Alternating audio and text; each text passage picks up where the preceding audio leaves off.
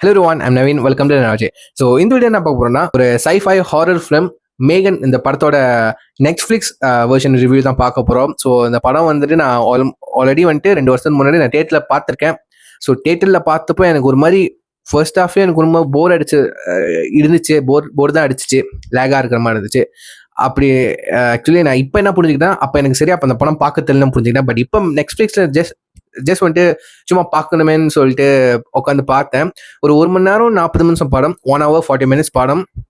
So இந்த படம் எனக்கு ரொம்ப கொஞ்சம் ஸ்லோவாக இருந்தாலும் ரொம்ப நல்லா இன்ட்ரெஸ்டிங்காக இருந்துச்சுன்னு சொல்லுவேன். அந்த ஸ்டாரியே சரிங்களா, மேகன் எல்லாருக்கும் தெரியும்.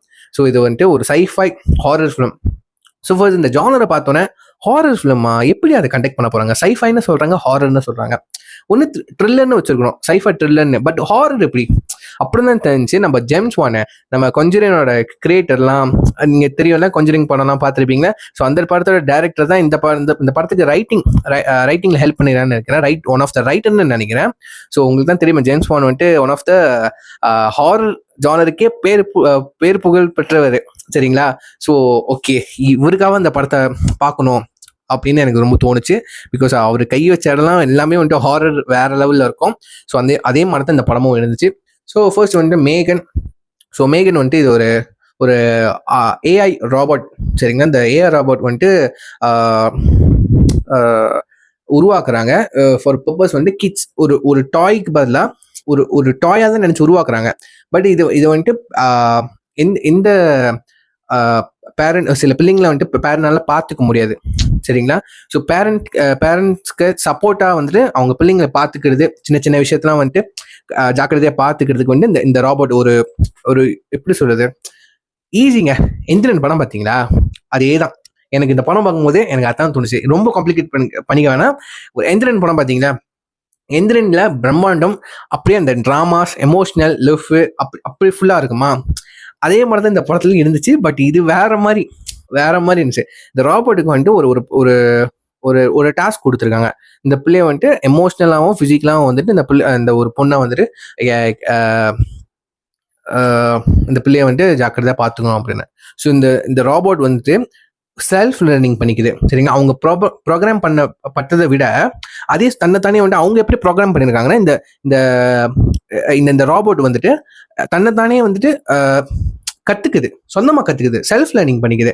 ஸோ அதனால வந்துட்டு இந்த ஆல்ரெடி ஆர்டிஃபிஷியல் இன்டெலிஜென்டாக இருக்கிற ராபோட் வந்துட்டு அதிகமாக இன்டெலிஜென்டாக இருந்து அந்த பொண்ணு எவ்வளோ ரிஸ்க் எடுத்தாலும் அந்த பொண்ணுக்கு எந்த ஆபத்தும் வரக்கூட, எத்தனை பேர் கொன்னாலும் பரவாயில்ல, அந்த மாதிரி மைண்ட் செட்டுக்கு போயிடுது இந்த ராபோட் சரிங்களா.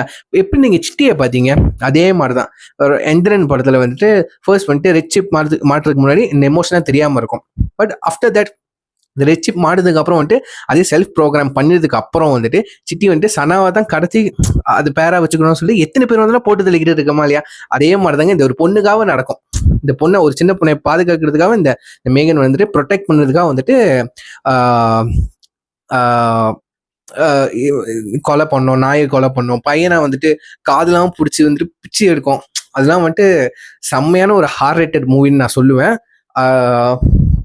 ஒரு ராபோட் இப்படி பண்ண நம்ம இந்திரன் பார்த்துருப்போம். பட் ஒரு ஹாலிவுட் படத்துல பார்க்கும்போது எப்படி இருக்குங்க சரிங்களா.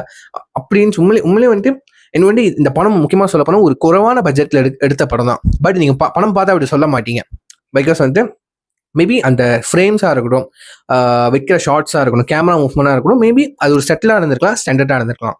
பட் அவங்க கதையை எடுத்துகிட்டு போன விதம், ஸ்க்ரீன் பிளே வாய்ஸ், நிறைய டைலாக்ஸ் ஆஸ் யூஷுவல். ஹாலிவுட் படத்தில் வந்துட்டு ஆஸ் யூஷுவல் நிறைய டைலாக்ஸ் இருக்கும். பட் அந்த டைலாக்ஸை நீங்கள் ஒத்து கவனிச்சா தான் கொஞ்சம் அந்த கதைக்குள்ளே நம்மளால போக முடியும். எனக்கு வந்து ரோபோட் என்ன பண்ணுது அது ஒன்று இருக்குல்ல, அதுதான் நம்மளுக்கு வந்து ஒரு ஹைப்பை கொடுக்கும். ஒரு சில இடத்துல வந்து இந்த ஜம்ப் ஸ்கேர்லாம் வச்சுருந்தாங்க.